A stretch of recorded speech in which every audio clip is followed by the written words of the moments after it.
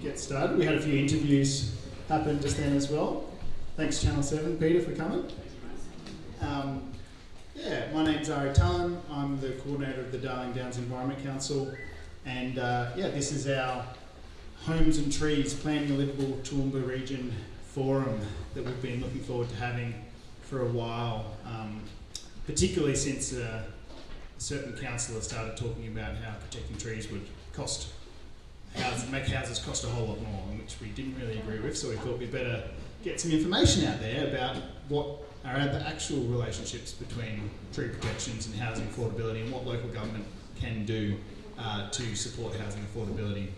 Before we go any further, I'd just like to acknowledge the traditional owners of the land that we're on, being the liveable Jarowaha people of the Western Waka Waka Nation, and just acknowledging their elders past and present, and their continuing connection and stewardship of this land and their work towards reconciliation, cultural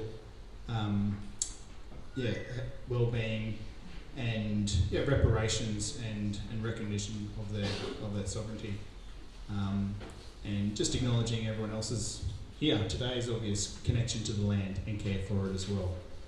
The land that you live on, the land that we all care for here as well. So thanks for coming, and I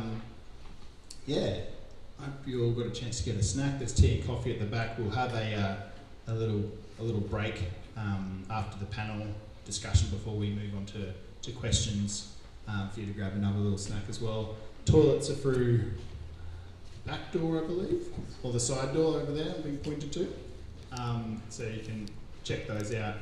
And at the end we've got a couple updates from some of the people working on some of the projects that DDEC's doing, Protect Trees Toowoomba and Greening Toowoomba as well. So before we go any further, I'd just like to thank all of our speakers who have come along tonight. I think we've got one still stuck in traffic coming from Brisbane, Fiona from Q Shelter, so hopefully she makes it along at some point. But we've also got Julie from Community Housing Queensland online with us, who's able to present as well. So tonight, hello Julie, thanks. So tonight's an opportunity for these different people from different expert perspectives on housing and local government to come and share their views on what are those issues, what are the challenges, how do we get the balance right, and how do we create a more livable and beautiful Toowoomba that creates more affordable housing, but also makes sure that we've got communities that are connected to nature and nature that's thriving as well. As you all know, we are in the midst of a planning scheme renewal, and I just want to say, to start off with, over the last 8 or 9 months particularly, it's been really positive with council in their engagement, that they've invited the Darling Downs Environment Council to participate in the Development Interest Reference Group, which has been really positive, being brought in the room and being able to ask questions and find out more information. And the new CEO, Sal, and the head of planning, Ed, and the lady, I think it's Sonia, who's working on the planning scheme, leading that. They're all amazing, and they're all really open, approachable. I can feel a cultural change sweeping through the organisation. I hope will most likely means more people stay and more people get good work done. So it's very exciting meeting them and seeing that shift. So feeling very optimistic and positive about what's happening in that space. So we'll now get into the panel. Starting with, before we start as well, just acknowledging the other councillors in the room, Councillor Kerry Shine and Councillor Trevor Menteifel. Is there anyone else here? Councillor Bill and Councillor Edwina. Hi, hello, thank you. Councillor Bill Cahill and Councillor Edwina Parkwire as well. So thank you everyone for coming and being part of this conversation. We really appreciate it. And we now thank Dr. Rebecca Vonhoff, our Deputy Mayor, for coming and speaking and being the first to present and talk. Thanks, Rebecca.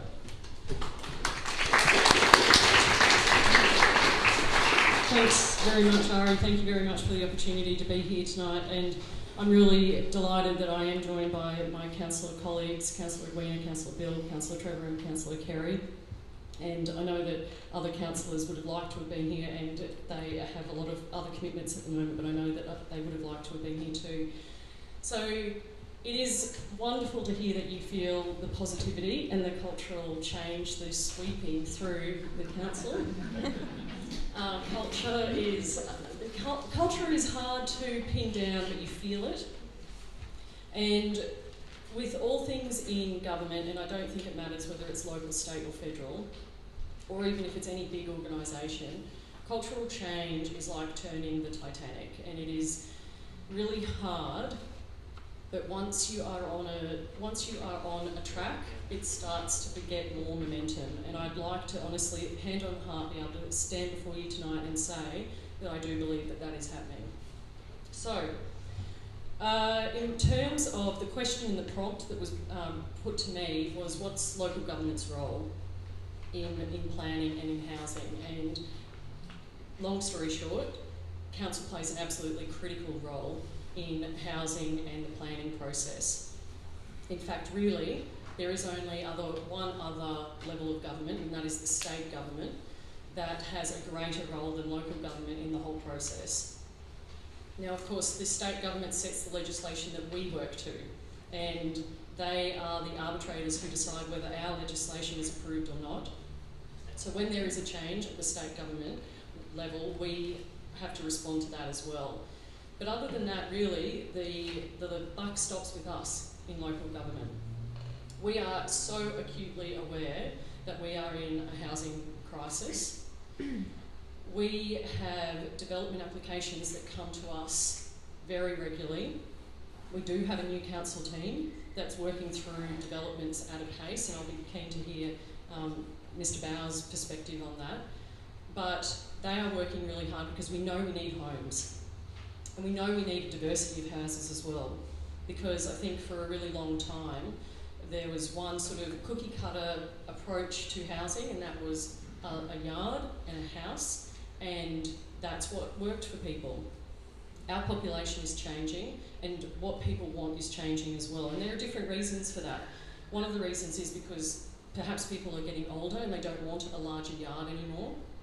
Perhaps it's also more affordable to have a smaller sort of increased density for housing, and perhaps they're time poor and they don't want the big yard maintenance that comes with larger homes. So we have to balance all of that and make sure that we're delivering places where people want to live, because we want to attract people to live in our region. We do all of this against the backdrop of really valuing our environment.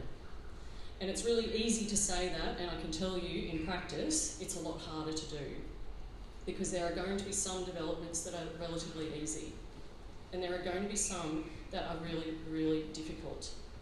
And so I don't want to stand here before you tonight and say it's just all, beer and Skittles. There are ones where the rubber really hits the road for us. We acknowledge, because our planning scheme is dated, that the environmental laws and the tree protections that are included in that legislation are weak, they are anemic, and I don't think you're going to find a single member of the community that has a different opinion to that. The question then is, what do we do though going forward? And how do we make sure that we have development and really good outcomes for our community, neighbourhoods where people want to live? So there's a couple of parts of that. There's the environmental protection elements, where you have existing environmental matters of significance. How do you make sure that those are protected? And what happens when there are those areas that come into contact with a development application?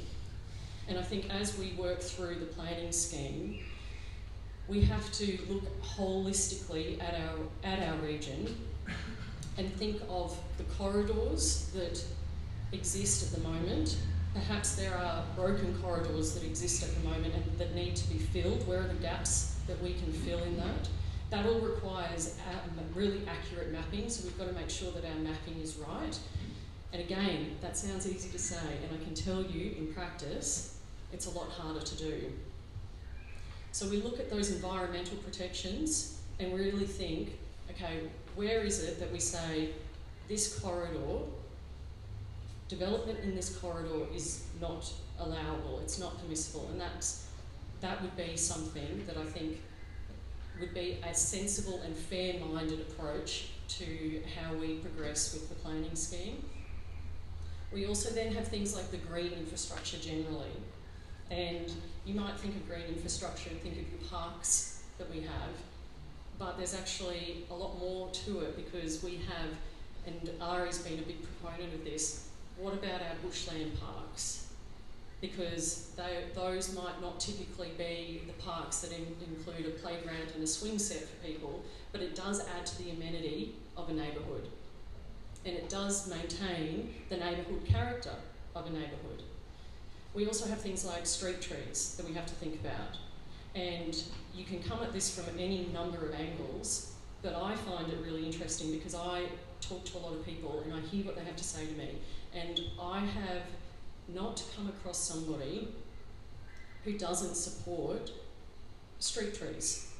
I will have a conversation with people who perhaps don't agree that the climate is changing, but they will tell me that under no circumstances do they want to live somewhere where there's not trees for them to walk under with their grandchildren and have a pleasant environment to live under. And they also value those street trees because of things such as what it does to the soil and capturing water when we have extreme rain events, the sinking down of that water into our aquifers.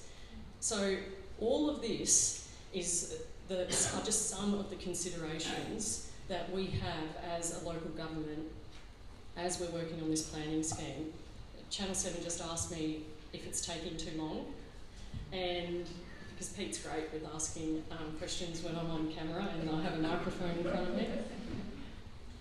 And I remember when I came onto council in 2020, I was told, oh, we're going to do this planning scheme and it's going to take years. And I thought, that's insanity. How can it take years? Sure enough, it's taking years. And the reasons for that is because these planning schemes are diabolically legislative documents.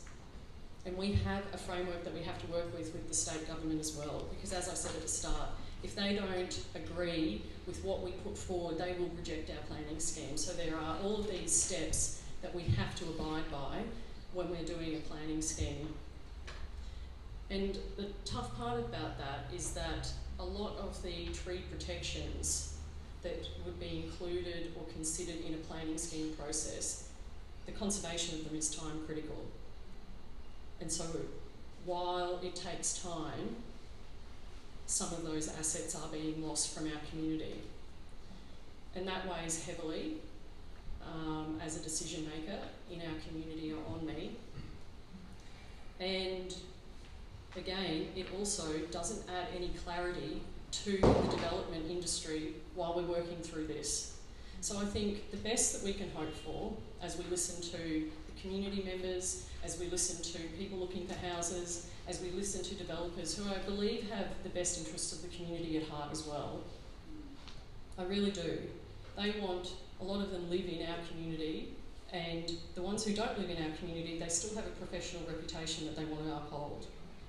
So it's important for them as well that we have really good outcomes for our community, and I do believe that there are some points that are really going to be hard to land on, but the very vast majority of issues, if we can turn down the temperature and speak respectfully and listen to each other, there is wide agreement that we want really good outcomes for our community. So, and part of that for the development industry, I believe it's really important to them is clarity, because they can work with clarity. They know what the parameters are. So that is something that we have to present as well as a local government.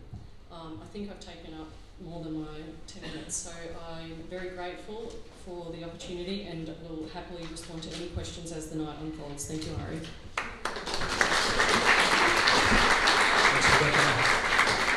Thanks for coming. Fiona? Come take a seat. Thank you. Welcome.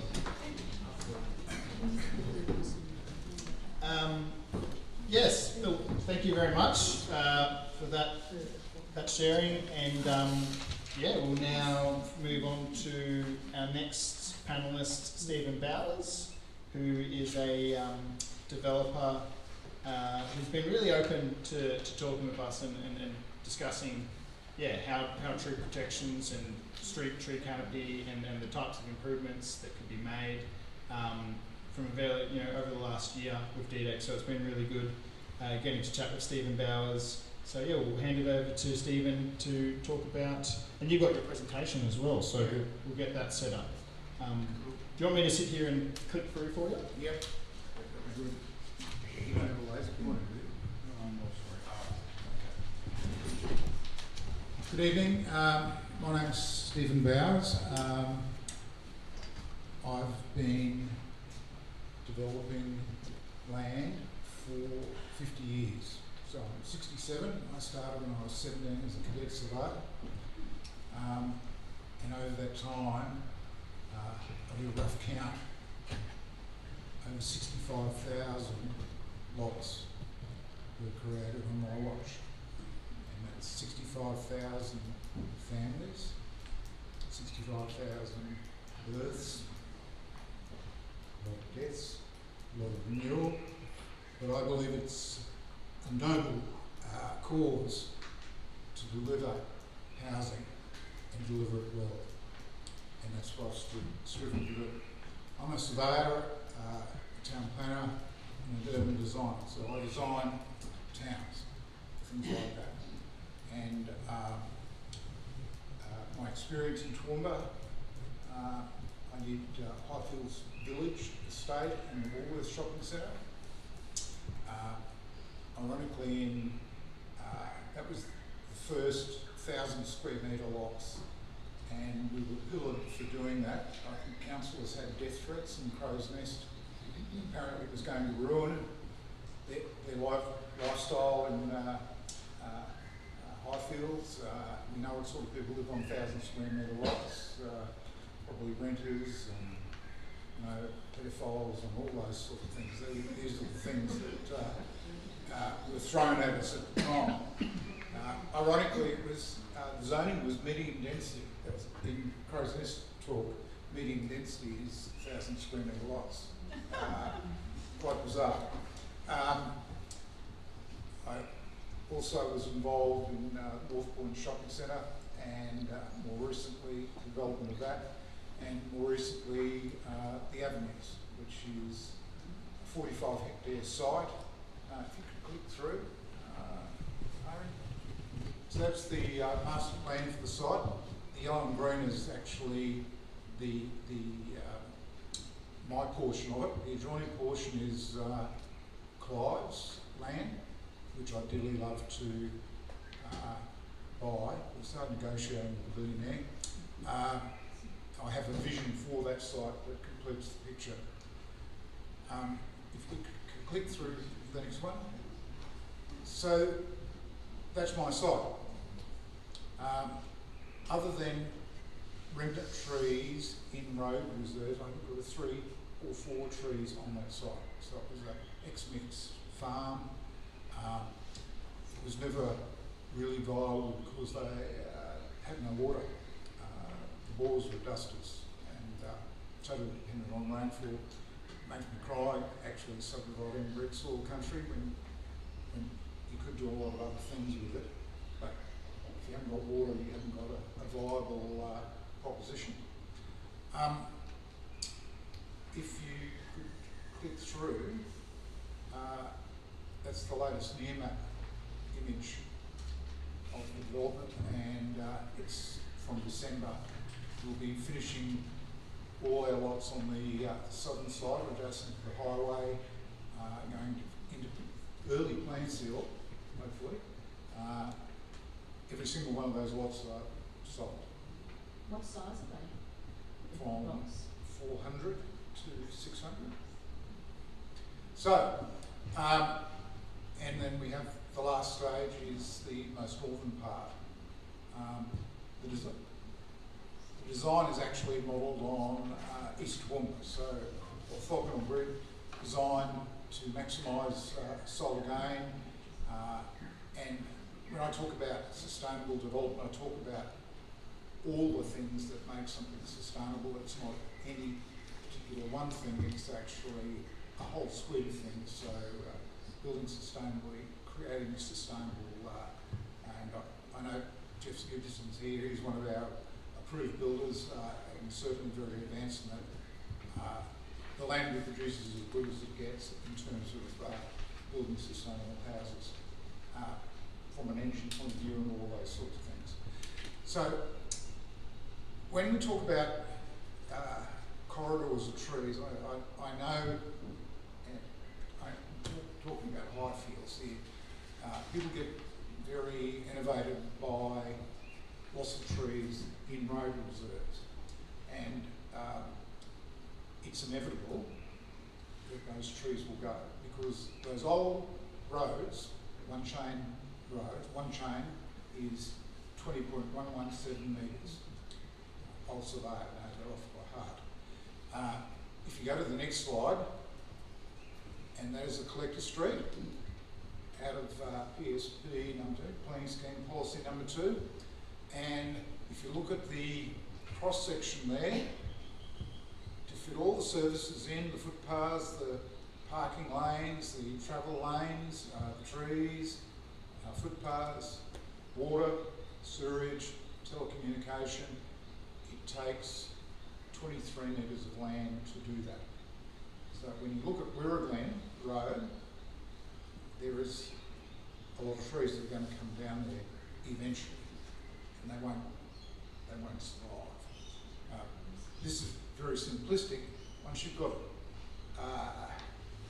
elevation, cross walls, all those sorts of things, they even get more complex. So trying to build around them is going to actually do it. A lot of those trees are old ukes, and old ukes do not like to have their subterranean feeds of water decimated by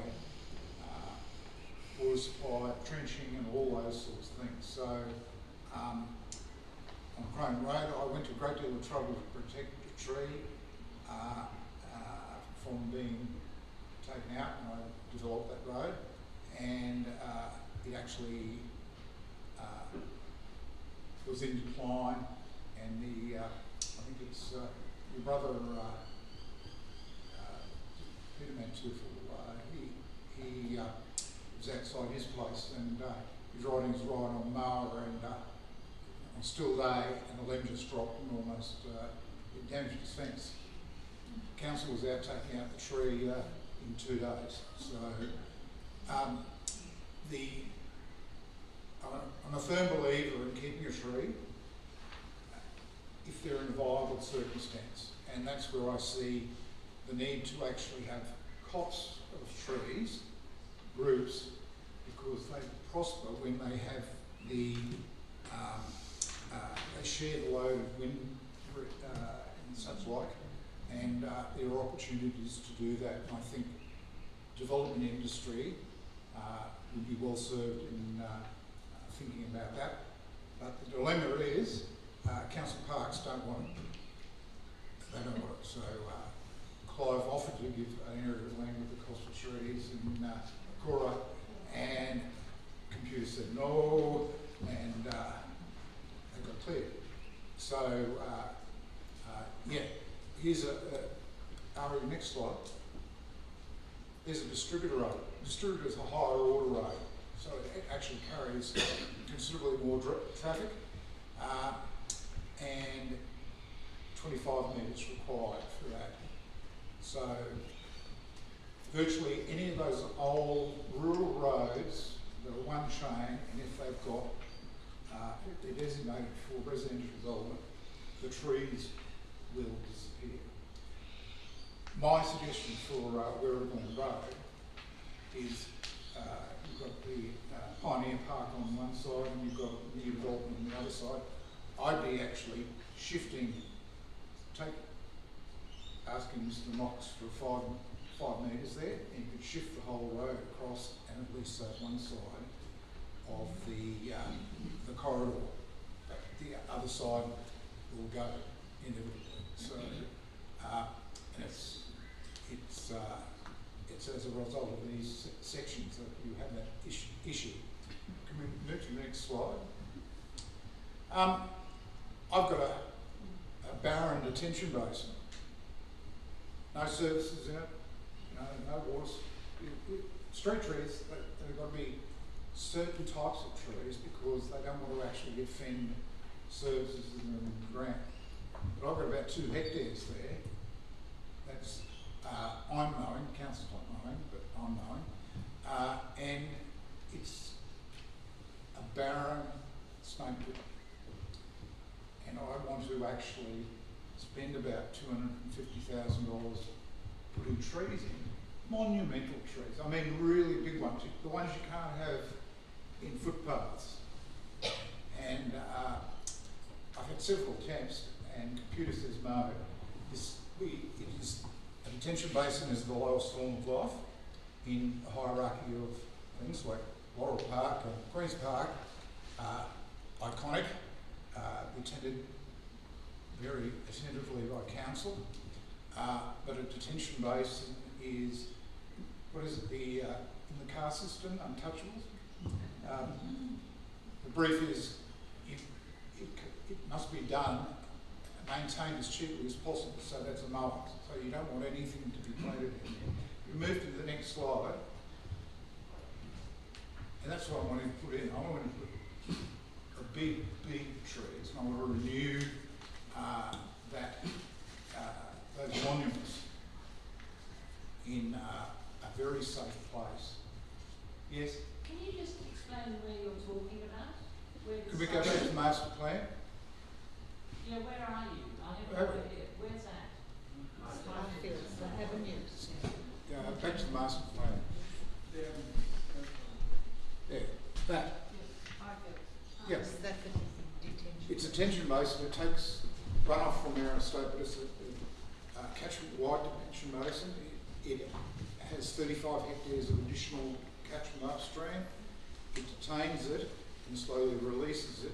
It actually relieves flooding in downstream rural residential that get impacted in big storms. It also cleanses the water. It actually then flows into Crime Creek. So it has a very good hydraulic message. It could also be an ecological bonus as well. If we go on to the next,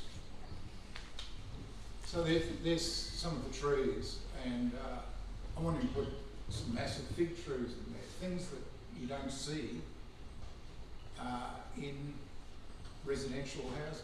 So now it'd be easy for me to say, council doesn't want this, I don't have to spend the money. But I live there, I want it to be a beautiful estate. So, Ari, if we can move on. So this is my plan if I had the opportunity to buy Clive's site. So, land developers actually, how do I say, they have near-death experiences all the time. And the problem with Toowoomba land developers is they have a monoculture view. Whatever sold last year is, it'll be successful again. There is no innovation. I saw it in Brisbane when I was consulting down there. You had the likes of Delphin come in and do Forest Lake and revolutionise how land development was approached. I've done work for Stockland, I've done work for Australand, I've done all these major players that produce variety and choice and different budget segments. And unfortunately, if you do 1,000 square metre lot in Highfield, that's seemed to be the right way to go. But it excludes people. It excludes basically first-time buyers. It excludes downsizers. It excludes. So it's actually exclusionary. and they're getting up to $400,000 or $500,000 to buy those sorts of blocks. So in this plan, it has some environmental credentials.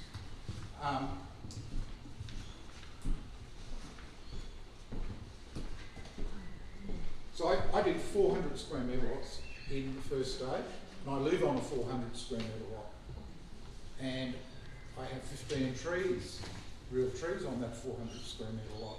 My previous lot was 450 square metres. I had 22 trees on that lot. It can be done if you want to do it. So this is the most incredible, it used to be called the night paddock. You just need to do dead limbing and go and run a slasher over it, and you would actually have the most beautiful park with natives in it, and that's where they're appropriate.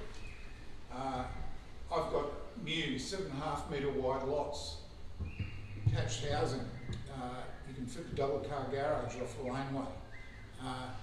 The lots would be 300 square metres, ideal for a single woman with kids. They split the sheets or something like that. Something affordable, low maintenance. It'd be suitable for a first home buyer. It'd be suitable for someone who doesn't want to go into a retirement village but wants to do that. I've got villas with small body corporates. Most people, what is it, 550 retirement units? I can't imagine that in Highfields, but I can imagine small clusters of housing. I can see townhouses with a beautiful outlook over the park. Old Kills Road has some beautiful, beautiful trees. I won't run the road up Kills Road. I'll actually build it on my side. I'll have the road frontage adjacent to the trees, and all of a sudden those trees can stay. They can be an asset. It's about good urban design that maximises the opportunity for good outcomes and giving housing choice. And that's the problem we've got, housing choice. Utes and houses don't go together. And that's something we need to come to understand, is you need separation and distance from that, and they need to be left in their natural state. If you cut off the water supply, they'll fall over. I've got to hurry on. Moving on to the next slide. So, this street is 6 years old in the avenues. Look at the height of those trees. Right? Move on. That's 4 years old. I don't put in 35 litre trees, I put in 100 litre trees. I actually maintain them. I fine builders $3,000 if they knock over a tree. Next slide. So, later stage, 56 lots. I'm this week planting 200 trees. That's more than a mandatory requirement. I'm actually planting at twice the rate.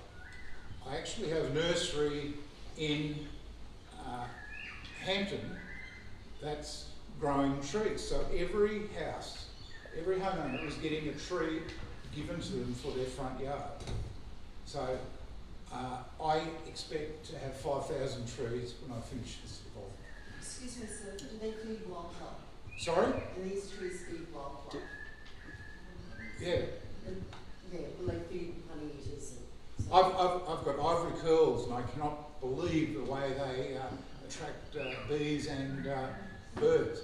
I've got, in my detention base, and I'll put those habitat trees as well. So I think that's the end of it. That's the end of it. Yeah. So I'm an evil developer, but I'm doing a noble cause. I'm actually housing people.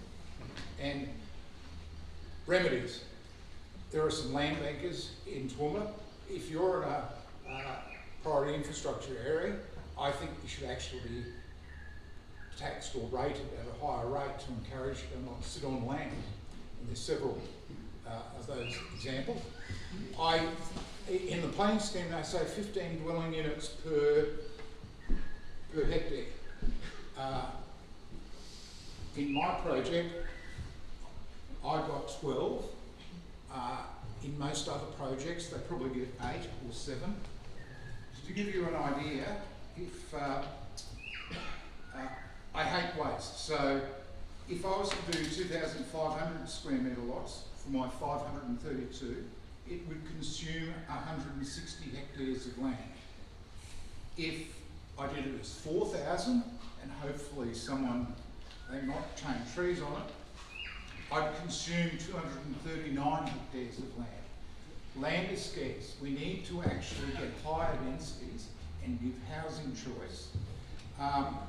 Stephen, Yep. I might just stop you there because I might be eating some of the topics that the other presenters. Okay. But thank you so much, and thank you so much for all the wonderful. Look, I enjoy the dialogue with Ari. We have a few spars every so often, but we're sharing and understanding. And I just think we'd benefit from having some more enlightened thinking on the development side. Some of our developers are Neanderthals.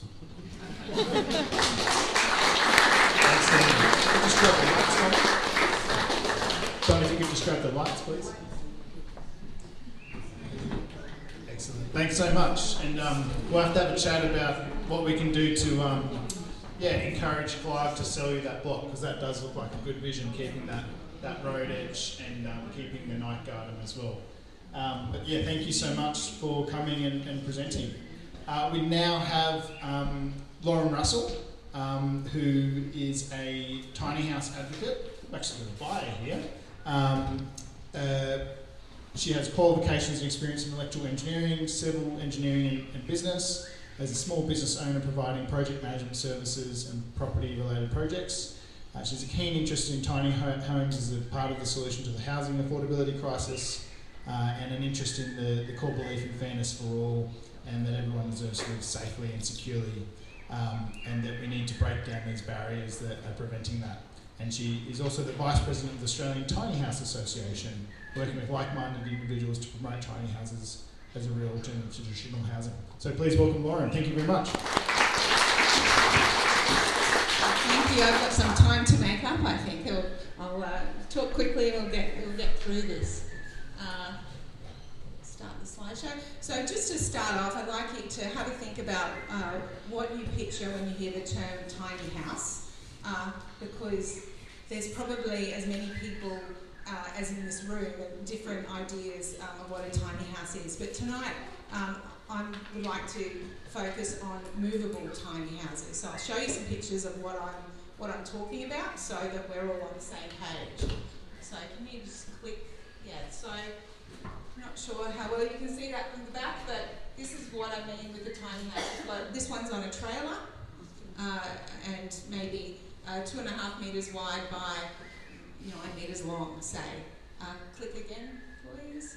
Another example of a tiny house on a trailer, similar size, different facade. Again.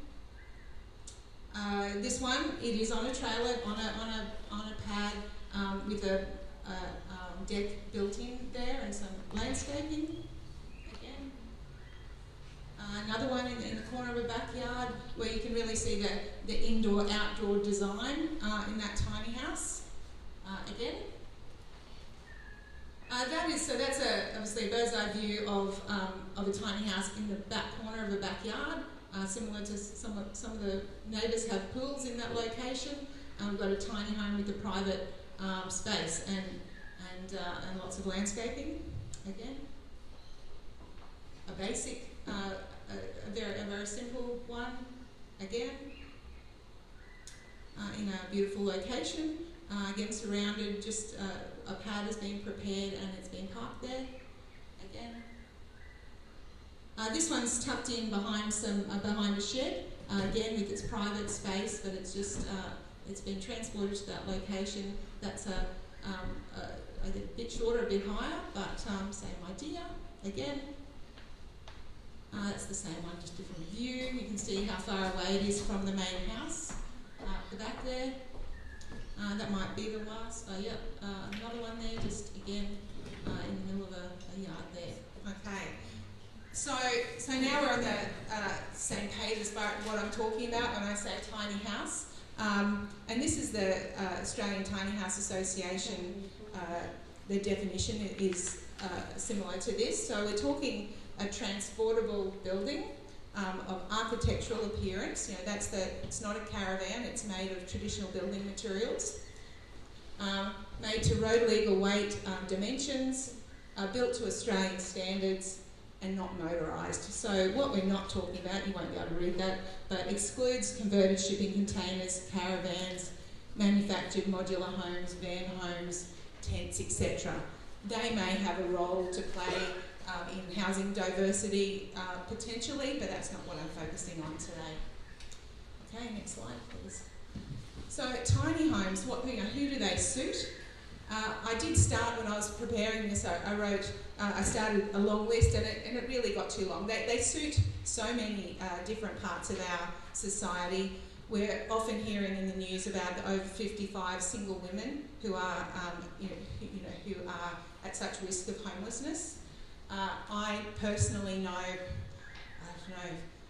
10 women in that situation who are living in tiny homes. So we're talking young people. I've got a early 20s son who has just finished his apprenticeship, and he could have, if it was easier, could have bought a tiny home and put in our backyard when he started his apprenticeship. He could have lived more independently, but not too far away, so I could still do his washing. No, I haven't done his washing for ages. And then at the end of the 4 years, he potentially has paid it off, sells it to the next apprentice, the next 18-year-old coming along, has some money in his pocket, becomes a house, part of his house deposit or his travel or whatever he wants to do. So it's not necessarily a forever solution, but it's a part of our housing journey. Also I've spoken to, often there are tiny house expos. You might have seen there have been a couple in Toowoomba. I've spoken to a lady at one of those who has some special needs children, 3 special needs children, and she was thinking tiny houses would be perfect for when the children are 18, they're learning to live independently. She doesn't want them across town. If they can be in a tiny home out the back, learning to live independently while still her being close enough to support them, that would be ideal. Other people like veterans, carers, you could, rather than having the carer living with a person, having them just a stone's throw away, there are lots of benefits there. So the dignity that comes, I just want to mention that, it comes up a lot in conversation. When you have your own home, yes, so renting, I'm not sure how many of you are renters, but the depending on your situation, not being able to do things to your house, not being at the whim of someone deciding to sell, or your living is dependent on other people's decisions. And if you own what you're living in, you've got that independence and dignity that's associated with that. Okay, next one. So my brief for today is to talk about how they're innovative, sustainable and affordable. So the first one there, innovative.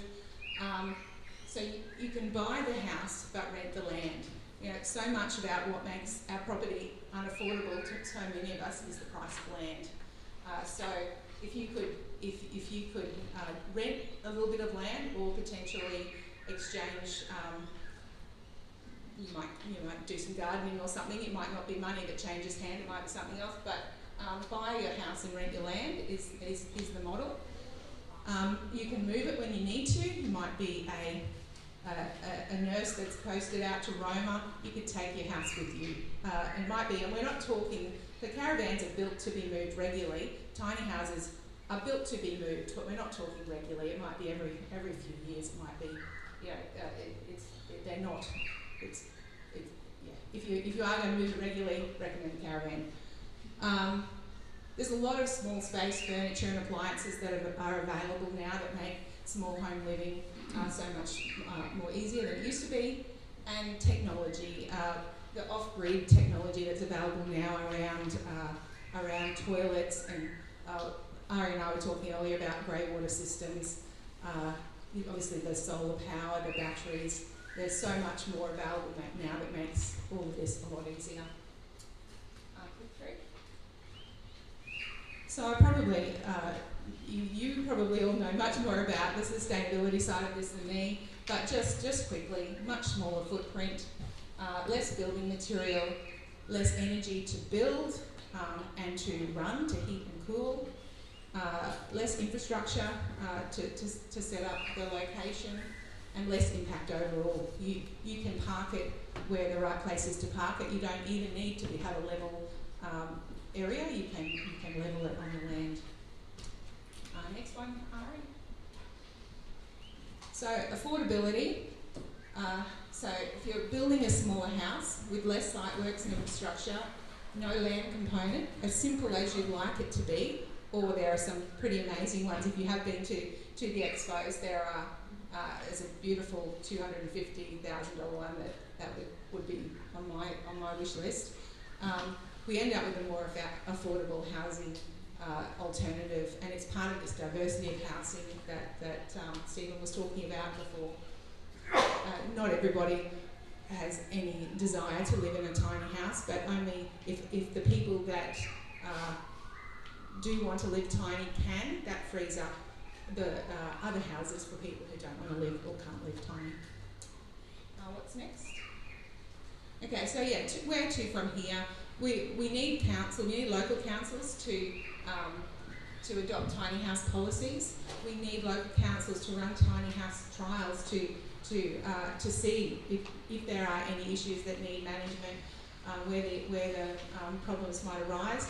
There are councils around the country doing tiny house trials. There is Western Australia in general, the state government's got some legislation around allowing people to live in tiny homes in backyards. There is a tiny house community that has had development approval over in WA. So things are happening, but way too slowly for the people who really want to live tiny. And there are people living tiny. There are about 300 building companies that build tiny homes. They're being lived in. They're just not necessarily being publicised where people are living, because it's not clear, the rules aren't clear around them. If they're treated as a caravan, there's restrictions there. If they're treated as a house, it's really hard to make a lot of them meet the building code of Australia requirements. So, and conversations, Australian Tiny House Association, as I said before, I know a number of people through my association with them that live tiny. They can answer questions of councils. They've got solutions. We've got people with the engineers, the solutions. The solutions are out there, and we just need to have the conversations so that people's minds are put at rest. I think that's it. There's my contact details. Those photos I stole off YouTube. Big Living in Tiny Houses is a great channel. There's so much on YouTube get a cup of tea and sit down and be there for a while. Thank you. Thanks, Lauren. My wife and I, we lived in a tiny house for a few years before being able to move to the next step, so it was a big part of our journey. So, big fan of tiny houses. Thanks, everyone. We've now got our friend Julie online. Julie's from the Community Housing Industry Association Queensland, and is going to talk to us about the role of community housing providers in ensuring long-term affordability and social inclusion. So thank you so much for coming online, Julie. Sorry, can everyone hear me okay? A bit too well. I'm going to turn you down a little bit. Oh, okay. I mean, magnified. My apology. I'll let for that. And I'm not sure. I can't see everyone. I'm not sure. No, we've got a camera on the laptop that I could turn on and face around, so you can see beautiful people of Toowoomba, but you won't see that well because it's kind of dark, so that everyone can see you on the screen. At least there's some context for me, and thanks for accommodating me online. My apology. I had a few urgent government meetings this afternoon that pushed me to that space. So, and thanks for the opportunity to speak to you tonight. Cheer Queensland is the peak organisation that looks after community housing providers across Queensland. They are organisations that are predominantly not-for-profit and manage and or own social and affordable housing. Currently, there's around 22,000 homes that the sector manages and or owns. And we do have a target with the state government to have that increased as part of the overall 53,500 target social and community homes that has been set by Minister O'Connor, who's doing a great job in the role. I just wanted to congratulate and affirm the Deputy Mayor's comment there on the buck stops with us. So I think it's great to hear that accountability and responsibility at the table. I have worked in local government for over 20 years. I was at Redland City Council for a lot of that, and tonight's conversation does feel a little bit like deja vu for many of the challenges and tensions and choices, because ultimately it is choice around how you balance the needs of your community and the issues it's facing. And we all know housing is the number one issue, not just nationally, but it is globally. We do have a housing crisis where only 11% of the population has the capacity to service a mortgage and purchase a house. We know that housing affordability is at an all-time high level. We know that rental availability is extremely low. In most cases in Queensland, I think it's around 1% or less than 1%.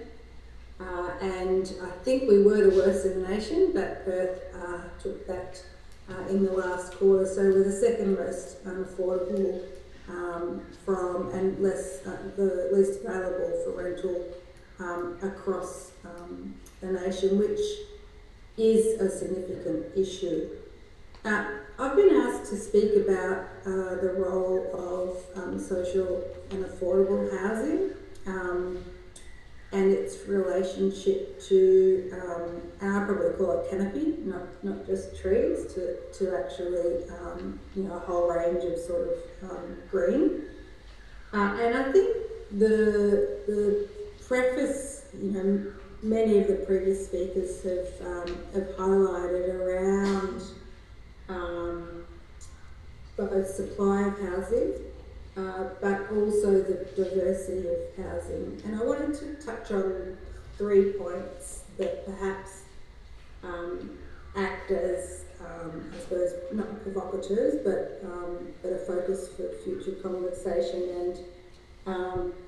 And I have done a planning scheme, Deputy Mayor, and it is a marathon, but you do need to go hard and you do need to keep pushing it, because it can get paralysed. So if I could recommend anything, it is set your policy direction and take the community along that ride, and keep that true north happening as you navigate through it.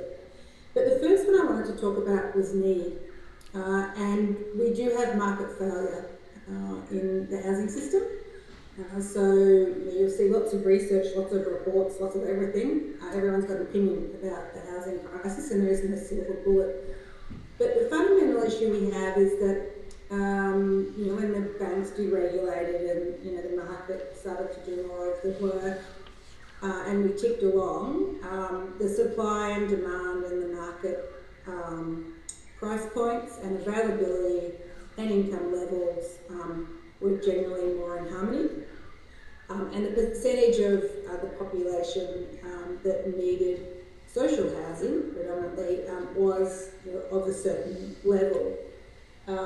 With a range of factors, and that's household makeup, which is a big thing, and I would highly recommend that is a great focus for the housing schemes analysis around household makeup and typology responses to that.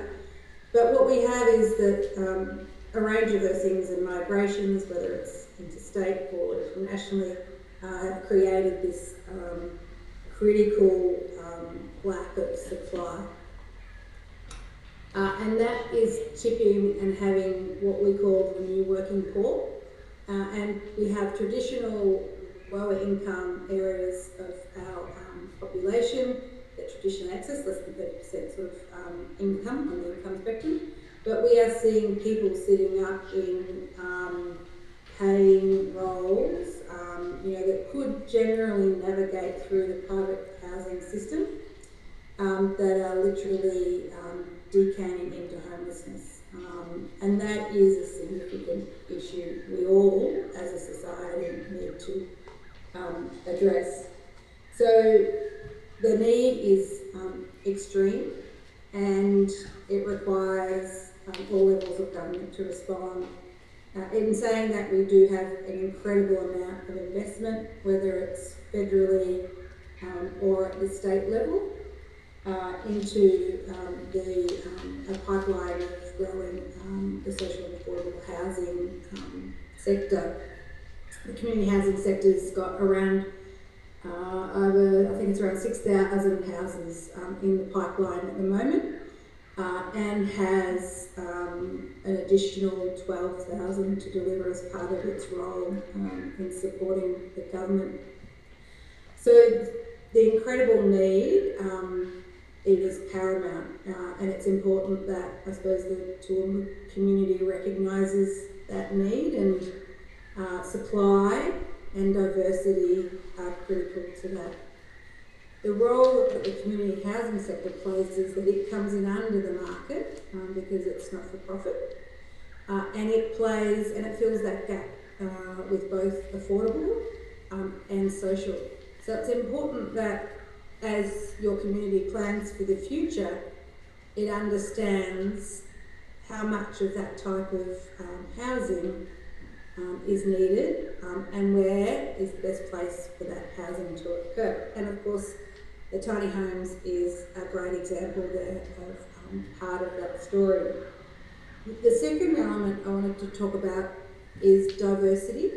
And so once you understand your need, then it's actually the diversity of housing is also required. Now that meets different price points, it meets investor and owner-occupier market, it meets density and different typologies, so right size, right fit for your housing journey, and it meets an affordability element. And a critical component to that perhaps we haven't really seen across the Australian landscape is the role and I suppose the mandate of social and affordable housing within planning schemes across the country. I think it's the biggest policy issue, other than tax reform, still left on the table, and it is devolved predominantly to each local government's area to determine, I suppose, where they sit on the intervention spectrum and how much they want to play. We've seen all sorts of responses around that, some great responses and some are more passive, and it is up to the leadership, and so the council, leaders and the community to understand and determine how much it wants to sit into that space. But it also brings up the point around density as well. And that brings the third point I wanted to talk to, which is about creating great places, because great places create great communities. And the community housing sector is adamant and strives hard to create harmonious communities from the types of tenants it puts in facilities, the right types of facilities to fit the needs of tenants, and also the right location for those facilities depending on the cohort profile, whether they're families, whether they're older women, whether they're people with mental health issues or youth, the whole spectrum. And so the importance of place and canopy and trees are very integral to that. I have seen some incredible examples where good design, and that includes the landscape design, is critically important. And so you will have push and pull around where does new supply have to go, and what are the, I suppose, the choices and trade-offs around that, and how do you still get net increase of the types of principles you're trying to maintain. And Toowoomba is known as the the Garden City of Queensland, and I'm actually from Ballarat, Victoria, which they say is the sister. So I get that tension. I've lived and breathed it. But you have challenges and choices that you need to look at, and how do you actually still get that net increase and benefit while you're still addressing and trying to meet the needs of the community. And I'll leave it there.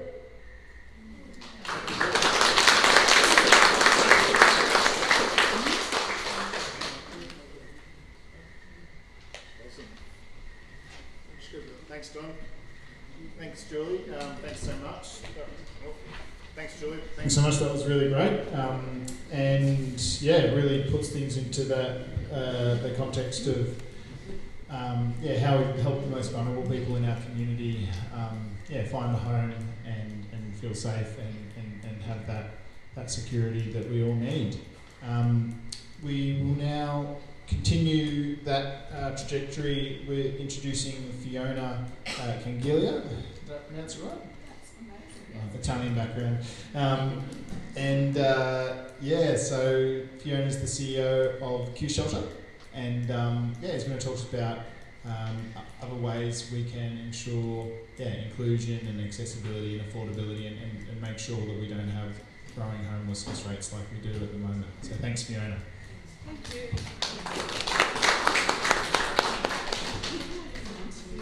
I do have a presentation. It might make it a bit interesting. I'm going to glance through the slides though, because a lot's been covered tonight, and I'm assuming that if I speak for less, there'll be a bit more chance for conversation afterwards.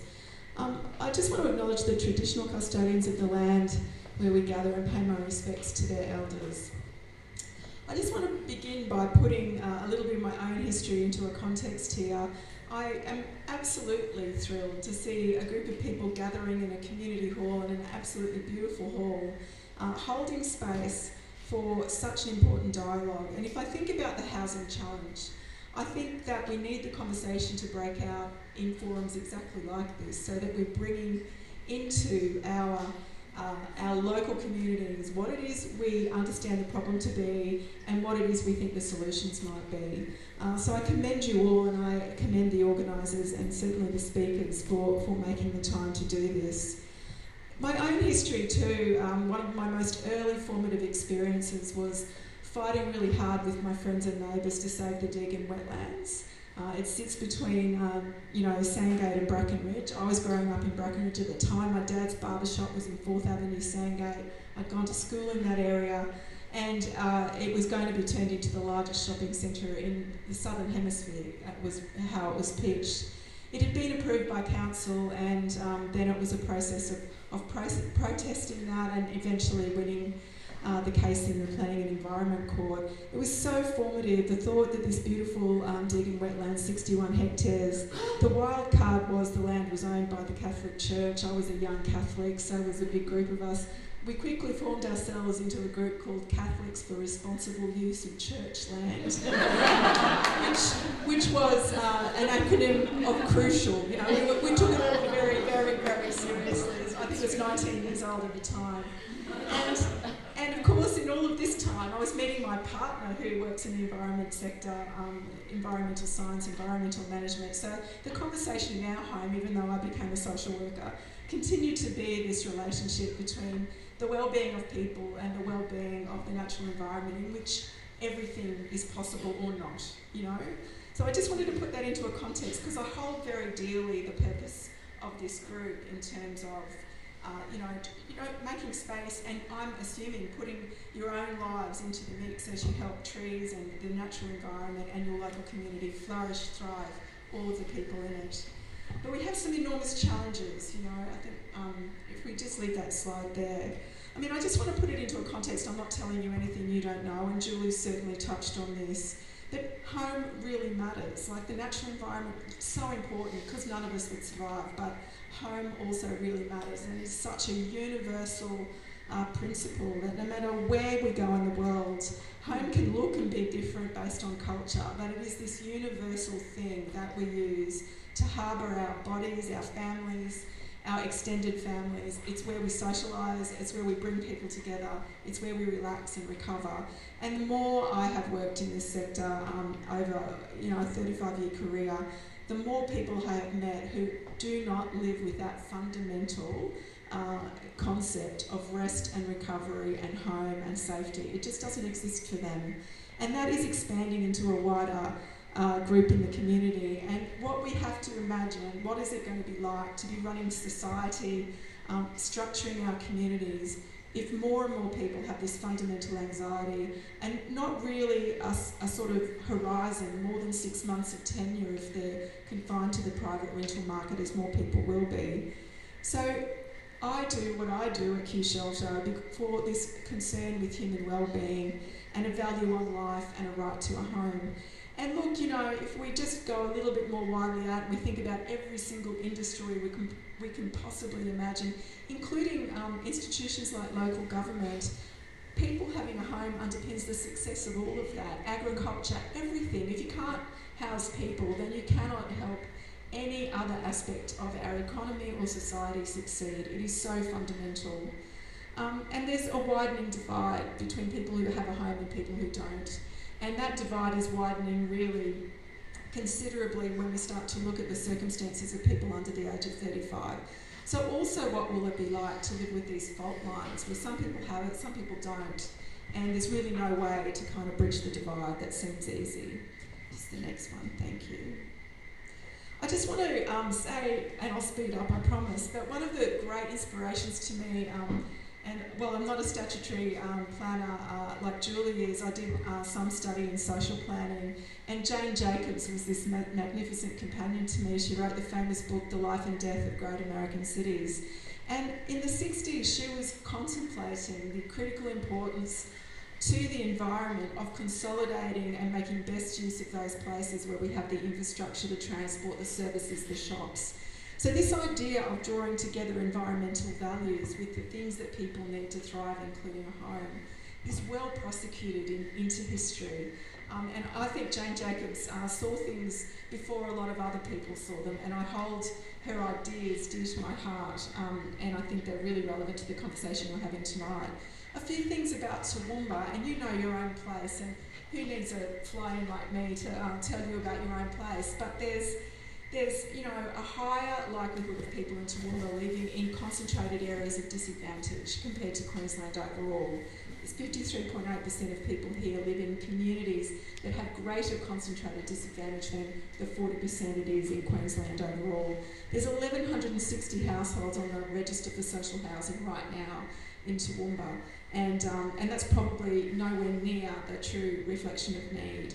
There's a 0.5% vacancy rate in the private rental market, and it's not a healthy market until that gets to 2.5 to 3.5%. And fortunately, represented on the CHP side by Julie, specialist homelessness services and CHPs have a footprint in Toowoomba. They work here. They're busily working to kind of respond to both the immediate needs and the longer term needs for people to have a home. I'll just go very quickly over these slides, but a few years ago, Q Shelter contributed some funds to a piece of research done by the University of New South Wales And, you know, the staggering number of people who are really in dire straits when it comes to home. These numbers are now considered to be underrepresenting the actual scale of the need.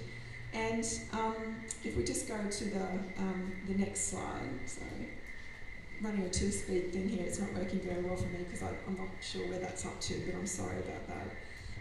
Why are we in this predicament? I mean, there are a number of challenges. There's population and demographics, the high inward migration to Queensland.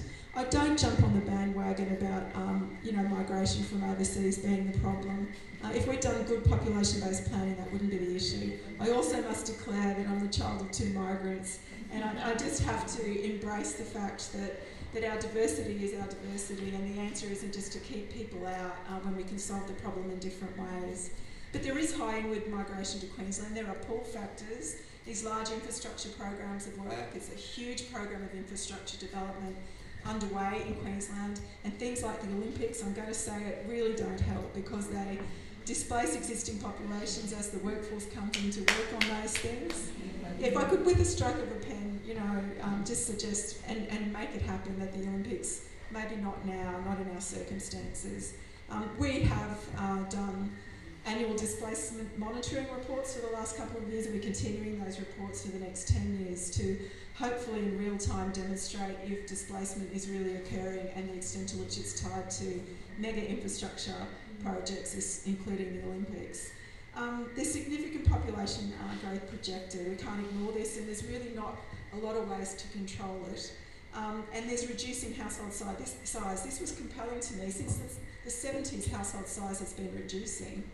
And the Treasurer a few years ago, as we were gearing up to really treat this more of a crisis, made the point that even a small percentage point like 0.1, 2.7 average household occupants to 2.6, and suddenly you need 50,000 plus more homes, so quite suddenly. And COVID kind of made us reconfigure a bit. So something as simple, we can put all the projected blame out there, but we can't understand housing until we understand the part that the trends we're driving as people also play.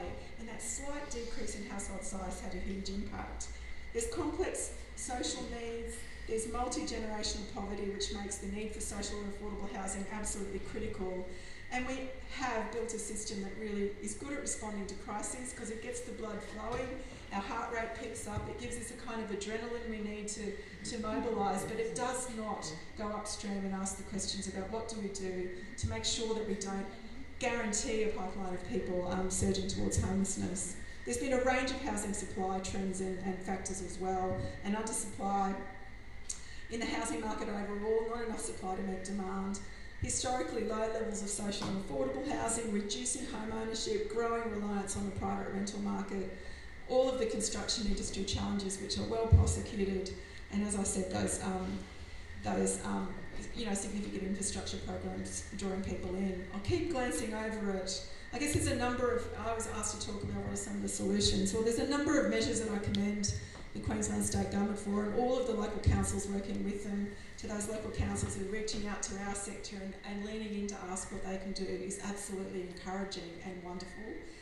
There is a 1 million homes target for Queensland, but we're struggling to deliver it. There's a social housing target of 53,500. In the current South East Queensland Regional Plan, which is relevant to you here, it was earmarked that 20% of all homes would be social and affordable housing. The regional plan is being re-evaluated, and I think that's a great opportunity for local people like you to sort of lean in and use your rights to participate, and there will be opportunities to participate, that the regional plan's another opportunity to get the housing proposition right. There's money investing in mostly social housing in Queensland from the government. Government is releasing land for housing development. There's funding support for infrastructure to allow new homes to be built. There's new first home buyer measures, there's stamp duty exemptions, and there's lots of other things as well. Our framework is multifaceted because, I'm often asked, and I can see why, because it seems like such a complex mess. I'm often asked, what's the one thing you would do? Even one of my CEO colleagues from another sector, what's the answer? What would fix it? And there is no one answer, because housing is a system. It's a complex, interwoven multifaceted system. And even if we say rents are too high, so we'll give everybody more money to afford their rents, if you don't build homes, it just causes inflation. So everything you do in housing causes something else to happen, and it might be a good consequence or it might be a very negative unintended consequence. So that's why our framework, and you can find it on our website, it's in our annual pre-budget submission to the Queensland State Government. We are really urging government to stop the crisis-driven approach, sustain an immediate response to people who need it now, but we have to go upstream and figure out what prevention really means. We need to work at every single policy lever that can help us have a healthy housing system where there's enough supply to meet demand. More direct support, and by that I mean people who stand shoulder to shoulder with the most vulnerable to help them sustain their homes, because they need help to stay there, pay the bills, keep the routines that are critical. We think there's a range of planning reforms that are important, inclusionary zoning and urban consolidation rather than urban sprawl. We really have, through our own input to the regional plans around the state, urged a consolidation approach, and we would like to see that. Now, there are arguments to do a mix of both, for sure, and some people would say that it's cheaper to build homes in greenfield sites, but the challenge we have is that the households often pick up the tab for that, because they might get an affordable price point, but they won't have the same transport infrastructure. They might not have a local school yet. Maybe there'll be a shop or two, but it may not have the infrastructure. We haven't been good at that, and we need to be better at it. We do think housing targets are important, and we need to engage councils and support them to do the best job they possibly can to interpret all of this through planning schemes and other innovative measures. I will just say as well, we are strong proponents of modern methods of construction and trying to achieve reforms to the construction industry so that we've got volume, speed and economy. It's going to take investment from government to get that industry to a point where they can achieve that. But this could mean decentralised factories throughout regional Queensland, bringing the homes closer to where they're needed. The voices of lived experience are really important, and I don't think we have done enough to embed and structure the support that people need when they're deeply affected by this issue to be at the table, speaking directly to politicians and other decision makers. And this is my last point, community education. That's why I love tonight. I think it's absolutely outstanding. Community education, because we are facing in our industry, when we build the homes, local opposition. Social housing development 1 street away from there has been met with organised local opposition to it. It reduced the yield from 24 units to 18, and it slowed the process down by at least 18 months. And there's plenty of people like me who lived just 1 little street away, supportive, that it's the couple of voices mobilising others to be really afraid that caused 6 fewer households to get a home in this most prime, well serviced by transport, shops, doctors, everything. So I would put this into your hands, and in such a crisis, it's absolutely critical that we feel that we do have some of the resources and the levers in our own hands, is to keep talking about this to your neighbours. If you're at a barbecue and someone tells you, I don't like the units being built down the road, help them understand that for somebody, it's absolutely the most critical element in their life to help them flourish, succeed and participate. And I think that community education piece, community mobilisation piece is possibly the most important thing if we are to sustain a secure mandate for housing density, diversity and all of the typologies that will help everybody, including all of us, thrive. Thank you.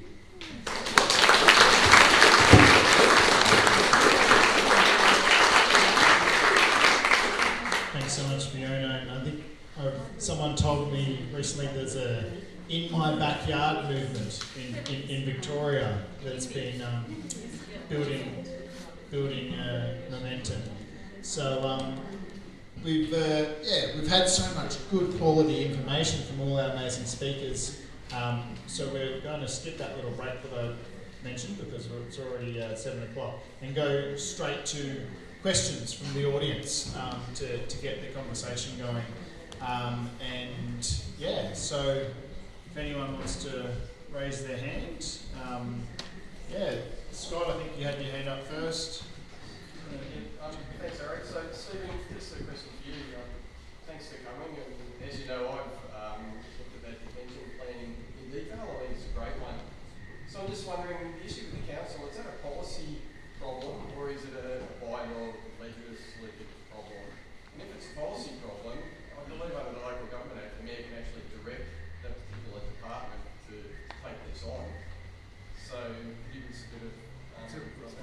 policy.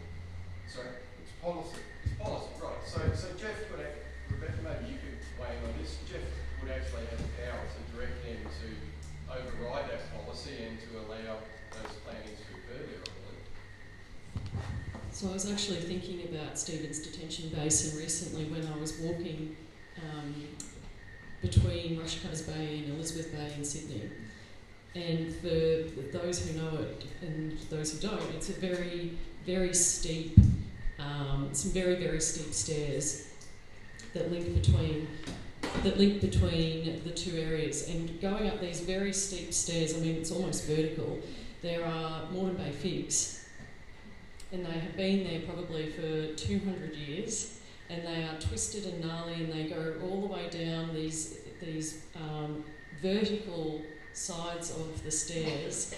And what made me think of your detention basin was I've heard pushback that it has to be done at the time of the development. They don't like it to be done after development, and the types of trees, the roots, is it going to be stable, and would it erode potentially the detention basin?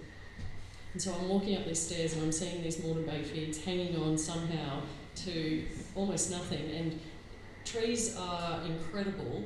They persist and they survive in all sorts of circumstances. So I just like to say I thought of you and I thought, what absolute nonsense that, you know, this is some brain buster. Your question, Scott, about can the mayor override this? Look, the mayor works with 10 other councillors, and under the legislation he can direct a council officer to do something. He can't override a policy because the policy is set by the council. So you think about it from Jeff's perspective, from the mayor's perspective, he would be going against the majority decision of his colleagues. And the legislation doesn't actually even allow for that anyway, because it is actually specific to that the mayor is permitted to direct a council officer. So can the council change the policy? Is there enough goodwill for the council to do that? Council can change policies, and as we were having this conversation, I think one of the things that came to my mind was just the need for having the policy direction really made clear. That's our job as councillors, to make that policy direction really clear, and exactly what Stephen's proposed is something that we're considering as part of this whole process of the planning scheme. My only regret is that my detention basin plan is undercooked, and the fact it should be twice as dense. The ironic thing is probably one of the more outstanding examples of a detention basin being landscape is council's own work at Garnet Lehman. Now that it was a political issue. Everyone was up in arms about a grove of trees being taken out to do this, and the political response was to actually make it a stunning landscape picture. One of my bugbears is we call ourselves a garden city, but we certainly haven't got the garden suburbs. They're soulless detention basins with gang mowers going over them, and the merest suggestion you want to put some trees and some trees of scale and substance is you're told no. Computer says no. It's against the policy. Sorry, can I? Stephen knows. Dear Wilson. Sorry, I just want to add something to that, because I spoke to my mate who's an engineer for Blythe Tanner, and he actually told me that it's a bit of an issue, and it's bogus basically what the rules are, but when there's a detention basin, the developer then the council, when they're responsible for it, is liable for the amount of nutrients going into the stormwater, and because it's got that risk of inundating and basically being like a big pot of tea with any like leaf litter and matter, that there's really over-regulated and over-risk adverse restrictive standards around what's the risk of how much nutrient matter can go into the stormwater from that reason. And he said that's what's getting in the way of detention basins being planted out in What is it situations. Natural Creek do? Exactly. He said it's bogus, but he said that's at state government level, and that's what engineers and planners are trying to comply with, apparently. Yeah. Stephen, thanks. What I was going to observe was that in the Burkhofer estate off Nelson Street, the bicycle estate, his daughter has managed to put trees in that detention basin, not to the extent that you were talking about, but they're very definitely there. Next door, there's none in the Wagner one. Don't know how that one got through because their blanket law was not. But now, just an interesting thing, if you're going to put a detention basin in with trees, it'd be good to have seats, but council refuses to put seats in. So our friend who lives in this detention basin and trims the trees and things,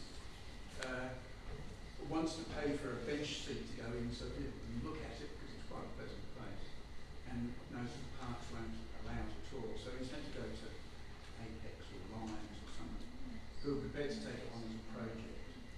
So there's sort of fear on council, specifically in parks, that if you put infrastructure in, they'll be cursed with it forever.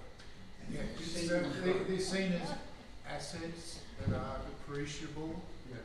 So on iconic places here in town, yes, those embellishments are accepted. In the boonies, in suburbia, no, that's over embellishment. My Central Park, which has a beautiful pavilion, and I landscaped it. The parks people said they didn't want it. Period. No, cut up as lots. I actually lobbied councillors, and I've given a 2-acre park right at the heart of the. Apparently, because I was within a 500-metre radius of the sports park, so that ruled out a park. Right. So we've had engagements, we've had weddings, we've had Australia Day parties, all sorts of things. It's the beating heart of the thing. So they said yes. Next thing they said, no embellishment, just make it grass. And I said, what? That's my dead body, why? And they said, oh, we'll wait until this. Everyone's moved in and then we'll do a consultation. And it's like Toowoomba Park. 20 years after it was handed over, got a swing set and a couple of blocks put in, and that was all the kids have grown and gone to university. So it is dumbfounding. So I wanted that park, and I wanted that park built before the first person moved in, and I did that. But I used to have full hair. They just came up Toowoomba. We'll just move on to another question. Judith, do you have one? Steve. Ready? What else? Sorry? Any other the topics? Yeah. Currently, cement is the most common building material and is the largest signal factor responsible for CO2 emissions. Does that inspire you to look at more sustainable materials for construction, please? Well, I think timber is a great resource because you can grow again and again and again, and I think it's got embedded carbon. The builder in here knows a lot about that. He uses cypress and all sorts of good things like that. The difficulty is new building code requirements with regard to accessibility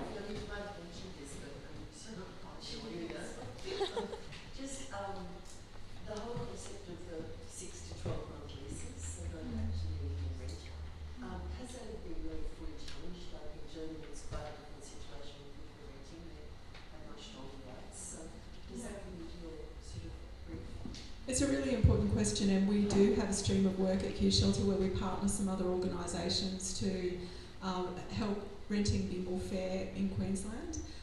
Some of the things that we have, that collective has managed to get more rights to make minor modifications, which can be very helpful, including to households where there is someone living with disability. And it's also just helped you make it a home. We've also advocated for reducing the number of times in a 12-month period that rents can increase, but that only works if you also make sure that the rents are limited in how much they can increase, such as the rate of inflation. We didn't win the second part, so it hasn't really helped to kind of reduce how much. So the fact that there's no limit on how much rents can increase in Queensland is devastating, right? And when the cost of an investment property rises, the rents perhaps go up as interest rates have gone up in the last few years. But unless the supply is really flooding the market and there's a healthy housing system more favourable to tenants, because there's lots of vacancies, we don't see the costs coming down. So it doesn't come down when interest rates come down, usually, unless the supply and the market kind of decides. In some other jurisdictions, there is more institutional investing in rental properties.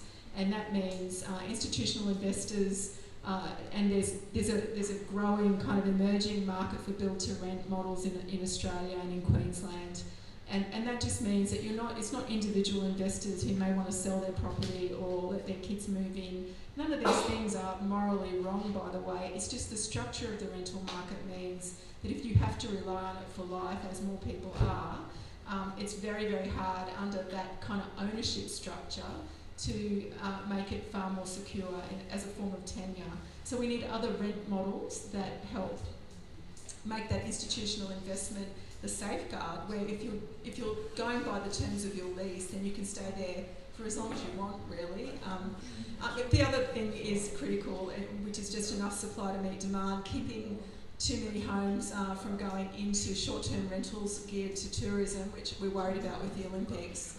I guess the other thing is we must arrest the decline in home ownership, I would suggest, because it is such a protective factor. It brings resilience to households, and it is the best kind of security of tenure. So whatever we can do to build more homes, more diverse homes, more compact homes, live in smaller spaces as households get smaller, everything we can do with construction methodologies, etc., to bring the cost of homes down so that more people can buy, absolutely critical. Yeah, do you have a question? Right. So a lot of the parks, like the footpaths and that in Toowoomba, are small, medium trees. And as much as I love large trees, in displacement basins, heavy undergrowth or like shrubs and bushes and stuff, it ends up being much more effective for absorbing runoff nutrients, but also for encouraging native wildlife to continue to stay in the area and not get rid of by development. I don't know quite how to word this, but Toowoomba has a lot of footpaths and like footpaths that are it's only trees. There's no diversity to the plants and understory. No ground Thank you. cover. That's the word I'm finding on. Understory. Understory. Australian native wildlife is really dependent on that. So would that be a consideration, I guess? I mean, one of the reasons why it's really good to come and have these kind of evenings is because, you've got several councillors here tonight and we hear that. And I have to say, frankly, our focus has honestly been on, first of all, getting more footpaths, because there's a lot of areas that we don't have enough footpaths. Second of all, then the conversation has been, best to my knowledge, only about the trees. So I can tell you that it isn't something that I've turned my mind to and that we've really had conversations about. And there's four of us here this evening that have heard that now, and we can ask the question. We do understand completely from our other parks that important understory, particularly to things such as wrens and some of the bird life. So I hear you, thank you. I don't have a great answer for you here and now, but I've heard it and we can ask those questions. Rebecca, can I, on that, I was just going to... Well, can I just provide something of an answer? From the bike group, we worked with council officers to find a path from James Street to Lake Anna. The current footpath is years old and too narrow. And we suggested putting it behind the row of trees. And there's a police council policy, I forgot what it's called now. Yes, yeah, exactly. So immediately there was panic. No, we can't have people obscured by trees because it's a safety risk. So and that again was about the undercover, the understory. So who was it that said it's a complex thing? Every idea you have, there's a counter-argument. I think there was a similar barrier to the proposed that Andrew Reeson was working on around trees between Highfields and Toowoomba along the bike path as well. Just to add in another question, we found in some research prior to this forum that the state government limits the infrastructure charges that can be charged on developers to be around like $37,000 or something like that. But that's meaning that a lot of local governments are potentially being left out of pocket up to $70,000 per greenfield development. Maybe you might know, Fiona, is there any look at changing that so that local governments aren't left out of pocket and that full cost is passed on, which would then encourage more infill development, I would imagine? I know infrastructure charges are a challenge, but I see Julie Saunders' hand up and it might be a really good one for her to answer. Julie, do you want to? Sure. What a chestnut to talk about infrastructure charges. So they're a long and protracted process. Was that in the 2012-13, I think it was, if I can recall.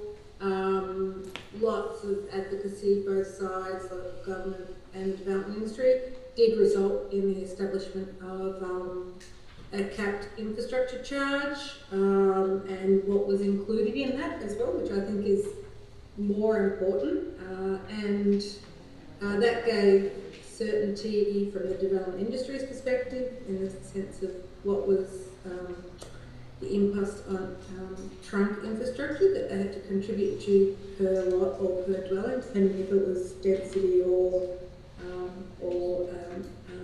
creating a block. And it is regulated under state legislation. Yeah. The other important element to that, which I had my hand up before that question was asked, is that there still are reasonable and relevant conditions for development. So there's the trunk requirement, everyone contributes to the trunk so the sewer can get upgraded at a certain X point because everyone's put the load on it, or the stormwater, those sorts of things. But there's also a reasonable and relevant requirement for development. And the development assessment process is the prosecution of what that is as part of an assessment. But if I could suggest that you really need to look at, and I do have done some work in Toowoomba previously, your development standards and the expectations of those development standards, and also the implementation of them, and that's the behaviours and the culture of the system. There's, I think, Stephen's great example there of a person that's doing the right thing, but is everybody doing the right thing, or is everybody doing what the policy intent was meant to be? And if it isn't, then that policy, which you touched on earlier, needs to move and shift. So I think you really need to have a look at what you're achieving on the ground, what you were thinking and how it's actually occurring, and or are there other offset elements that you can put in place from a policy perspective to try and achieve those policy outcomes. And it is critically important to take that community on that journey of messaging clearly around, these are the choices we've made and this is what we're trying to balance and those sorts of things. But there is a very critical point around conversion between policy and what happens on the ground that needs all, I suppose, players in the orchestra to come along and play their role. Thanks so much, Julie. That brings us to, we're going to need to wrap up. Just wanted to really quickly address something that Stephen said about land banking and monoculture, and that is certainly the case. That there's been a formula, and it's probably been successful for 40 years, the better part of 40 plus years, and that's what we have seen rolled out. We do have land banking in Toowoomba region, and it is a concern and it is a problem. It is something that councillors are turning our minds to. And I also have to say that the monoculture is changing because we do have people coming in because some of those individuals who have been our biggest land bankers are, in some instances, starting to release some land. So maybe you'll get your corner block there. And I also have to put our hand up and say that we've probably been land banking. Council owns a lot of land. And we have an example from the last 6 months of a parcel of land in Middle Ridge that was the former nursery site. And it's been dormant, I don't know, Bill, how you, 25 years? Say 25 years, folks. There's been nothing on that site, and it is well serviced. It is in a prime location. So I always try to sort of, turn the mirror on ourselves, and when I hear that, I have to acknowledge the council's role as well. And I'm pleased to say that site in Middle Ridge, the former nursery, we opened it up to the market. We have sold that land. It has a development application over it that is proceeding, and crucially, because we did not want it to be land banked, in the condition that the council has put in place was that it must not be land banked and that it has to be put to market within a certain period. So we're wising up, we're trying, and I just want to sort of accept also that we have a role to play, and we have to hear some of those accusations as well and be active on it as well. Excuse me, Rebecca, was any consideration given to putting social and affordable housing on that prime spot in your region? So it's a really interesting question, and we have looked around at the other local governments across Australia where that is done. There's an example of Waverley Council in Sydney. And so what Waverley Council does is they say to a developer, you can develop this, and if you 10% of the homes or the units that are being developed here, if 10% of those are social housing, then there is a considerable reduction in the infrastructure charges that developer then pays and is incurred during the development. We have considered it. The argument that we have got back from the development sector and also from mostly it's the development sector, but it's also a consideration for us, is that developers then, they have the choice where they want to develop, and if they don't want to develop in an area where there is that requirement, they don't. So for that nursery block, was it a consideration? No, it wasn't. We put it out to the market, and the market has responded, and it is actually a site where we are increasing the density, because we do believe that increased density is something that we have to absolutely do, and it is a journey to take people on, because it's interesting. I have conversations with people, and I think it's even in this room tonight, where we want better outcomes for the environment, But then when we talk about increasing density and potentially smaller lots, there's a lot of resistance to that. So it is a journey that we are taking people on, and we're really hoping for a great outcome at that nursery site, because then it can be held up as an example of this is what it looks like, folks. And it can be really good for people and for the neighbourhood, and just give that as an example. But it's a fair question, and hopefully it has been considered.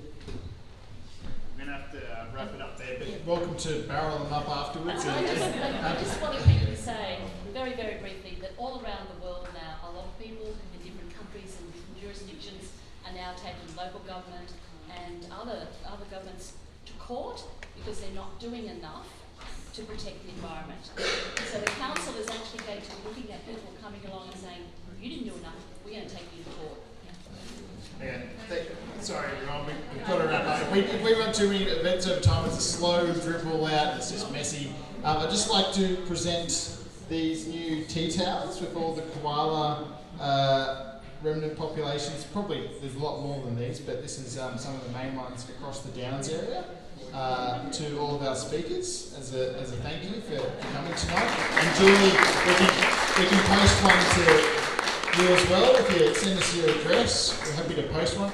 And Deb and Andrew, could you just come up and give a couple bit of updates on the opportunities to get involved coming up over the coming weeks?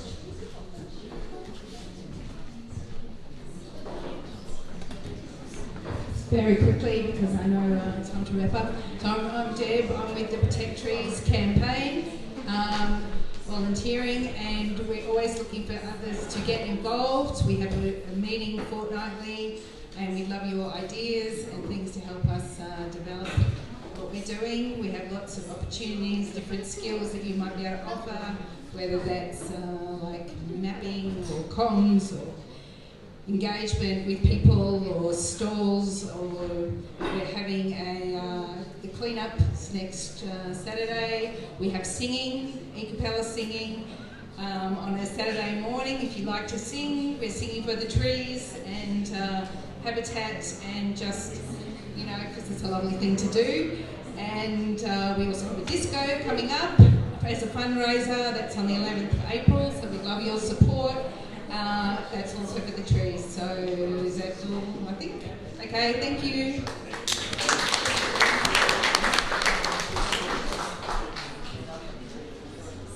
Alright, so practical stuff. This Saturday we're doing Clean Up Australia Day, a bit late, along Gary Creek. So 4 p.m. Saturday we're meeting outside Well Gym on Brook Street. We've got a bit of a focus on cleaning up that corridor long term. That's a long-term project, but we're starting with cleaning up rubbish. So that's something to get involved in. Greening Toowoomba, I helped run a street tree planting project last year. We're looking at doing more this year, so we're working with the council. It's a whole thing. We're looking to make that a long-term thing, so gradually or rapidly, depending on funding, scaling up. There's opportunities to be involved there to help with planting and a lot of back-end stuff around building up as an organisation that is sustainable long-term. That's it. Cool. Andrew, thanks Deb. Thanks everyone for coming, and yeah, please hang around. There's plenty more snacks. Have a chat, ask more questions, and yeah, thanks again for coming.